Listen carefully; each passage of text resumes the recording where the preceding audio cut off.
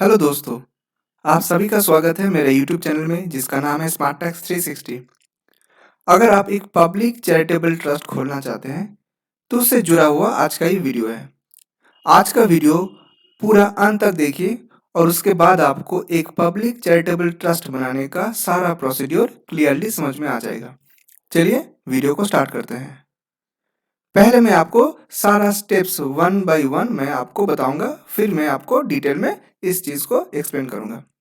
Step number 1, सबसे पहले आपको रजिस्ट्रार के पास जाके रजिस्ट्रेशन करवाना है। उसके बाद पैन कार्ड के लिए अप्लाई करना है। फिर आपको बैंक में जाके बैंक का खाता खोलना है। अगला स्टेप है नीति आयोग रजिस्ट्रेशन। उसके बाद आप 12A और 80G का अप्लाई करेंगे।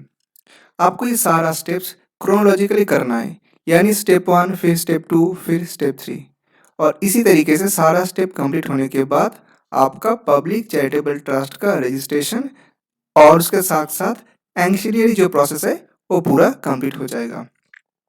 अभी हम लोग एक एक प्रोसेस को डिटेल में डिस्कशन करेंगे। पहला स्टेप है रजिस्ट्रेशन विद रजिस्ट्रार। आपको सबसे पहले एक ट्रस्ट डीड बनाने होंगे और वो ट्रस्ट डीड में जो ट्रस्ट फंड आप इन्फॉर्म कर रहे हैं गवर्नमेंट को, उस ट्रस्ट फंड के बेसिस पे आपको गवर्नमेंट को फीस देना पड़ता है।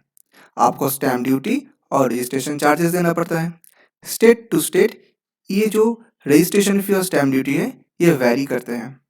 नॉर्मली देखा गया है 5% और 1%, यानी कुल मिला के 6% ऑन एन एवरेज कई सारे स्टेट में फीस लगते हैं।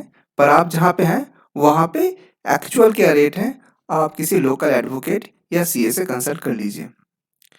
अब ट्रस्ट डीड बनाते हुए आपको एक ट्रस्टी चाहिए, कम से कम 7 मेंबर्स चाहिए और रजिस्ट्रेशन के टाइम एक आइडेंटिफायर भी चाहिए।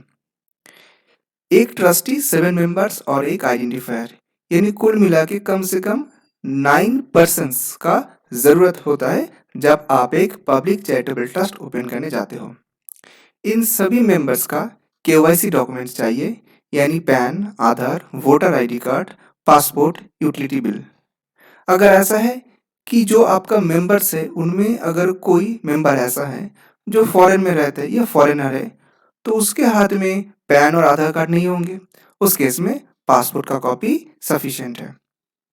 अब आते हैं स्टेप नंबर 2 में। जैसे ही रजिस्ट्रेशन हो जाएगा तो आपके पास एक रजिस्टर्ड डीड आ जाएगा। उस रजिस्टर्ड डीड को आप इनकम टैक्स डिपार्टमेंट की एक फॉर्म है, फॉर्म नंबर 49A, ये पैन कार्ड एप्लीकेशन फॉर्म है। तो ये फॉर्म के साथ आपका जो डीड है उसको अटैच करके आप NSDL ऑफिस में जाइए और वहाँ पे आप पैन कार्ड का अप्लाई कर दीजिए। पैन कार्ड आने के बाद थर्ड स्टेप में आपको बैंक में जाके खाता खोलना है।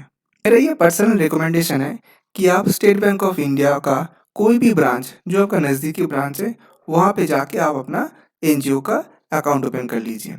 ऐसा नहीं है कि आप दूसरा बैंक में नहीं कर सकते। आपको जिस बैंक से काम करने में सहूलियत हो आप वहीं पे जाके काम कर सकते हैं, पर मेरा रिकमेंडेशन है कि आप एसबीआई के साथ ही ये काम करें।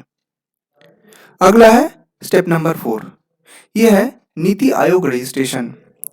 जो एनजीओ गवर्नमेंट से फंड का एक्सपेक्टेशन करते हैं उन सभी को नीति आयोग में रजिस्ट्रेशन करना पड़ता है। नीति आयोग रजिस्ट्रेशन से जुड़ा हुआ अगर आपका कोई भी क्वेरी, कोई भी क्वेश्चन है तो आप कमेंट बॉक्स में कमेंट कर सकते हैं, मैं उस चीज़ को क्लियरली आपको बताऊंगा। चलिए स्टेप नंबर 5 में ये है एप्लीकेशन फॉर 12A। हम जानते हैं कि जो एनजीओ है या जो ट्रस्ट है उसका जो इनकम होता है वो इनकम टैक्स एक्ट के तहत वो एग्जेम्प्टेड इनकम है, पर वो एक कंडीशन के बेसिस पे चलते हैं। वो कंडीशन ये है कि आपके पास 12A का सर्टिफिकेट है, तो आप इसके बाद 12A का एप्लीकेशन कीजिए। 12A का एप्लीकेशन ऑनलाइन होते हैं।